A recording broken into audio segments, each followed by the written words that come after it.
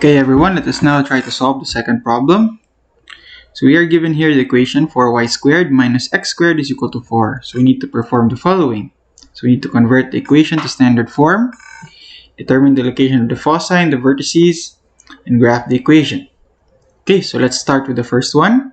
So let's write our equation first. 4y squared minus x squared is equal to 4. Now what can we do in order to convert this to standard form? Now let's remind ourselves that one of the standard forms is y squared over a squared minus x squared all over b squared is equal to 1, right? But you might be wondering why I chose this, because as you can see in our equation, we already have y squared minus x squared. So it's most likely that this is the form that it will be taking. It will be taking this form. Okay. So if we erase this one, so how are we going to convert this? So as you can see, this is an easy fix because we can simply divide both sides by 4. Okay. So if we do that, we will then get y squared over 1. Let's just write over 1 because it is useful for this purpose of plotting this hyperbola. Okay, so y squared over 1 minus x squared over 4 is equal to 1. Okay, there you have it. So we can say that this is in standard form. Okay, so if we take a look,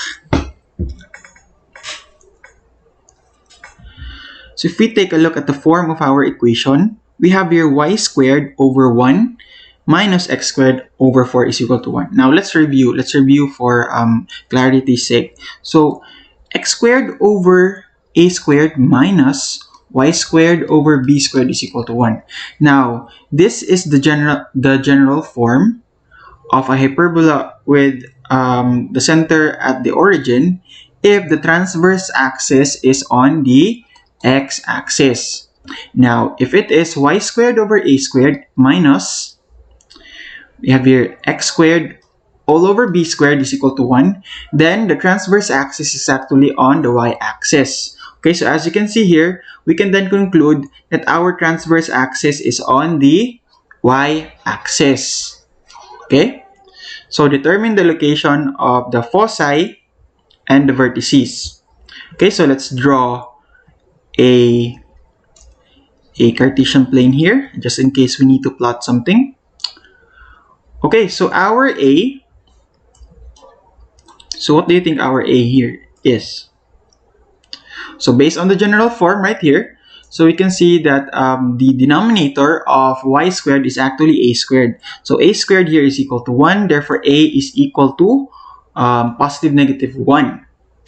Okay, so let's plot that, positive negative 1. So we know that our center is at the origin, right? Because there are no transformations here. So 1, positive 0, positive 1. So we have a vertex right there, and 0, negative 1, we have a vertex right there also. Okay, so our b. So we know that for the denominator of x squared is actually b squared. So b squared is equal to 4. So b squared, b is equal to positive negative 2, right? So let's what do you call this? Plot positive and negative 2. So we have right here 1 and 2, and also have 1 and 2. Okay, so let's try to plot here positive negative 2. This is our, so right here is our transverse axis, and this is our conjugate axis, right? Okay, so there you have it. Oh, accidentally deleted it. Okay, so there you have it. Now what do we do next? So determine the location of the foci.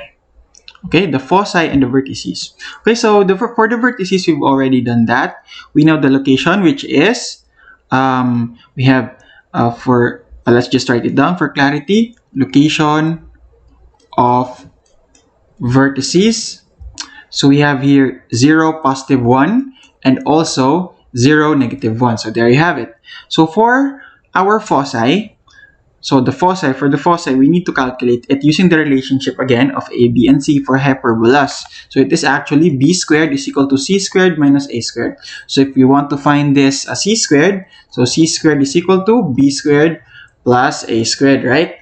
So let's substitute it. So our a is 1 and our b is 2. So we have 4 plus 1. C squared is equal to, let's go down a bit.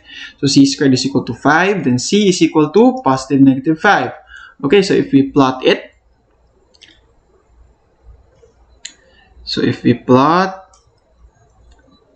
we have here positive 5. Actually quite far. 1, 2, 3, 4, 5. And then 1. Oh, I'm sorry. This is actually not 5, but square root of 5. So I'm sorry. It's not. So square root of 5. So the square root of 5 is actually, so from the, actually about here. Okay. So 2 point something. Okay. So that is our C. Okay.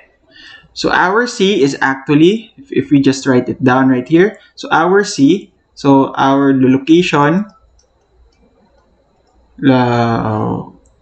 handwriting, so location of foci. So we have here 0 and then positive square root of 5, and we also have 0 negative square root of 5. Okay, so there you have it. Our answers to letter B. So if we were to graph the equation, so like we did in the previous example, we can just draw a what do you call this? Imaginary box going through A and B right here. And then if you connect the corners of this box, like so, and also right here on the other side, I'm sorry, this is not that straight. I'm trying my best here. So from the vertex, you can then draw a hyperbola like that. It approaches the asymptote, but it never reaches it, right? So there you have it. Okay, so there you have it. So let's try if we got the correct plot of this. Let's check using the utility, graphing utility. So as you can see, we are right there.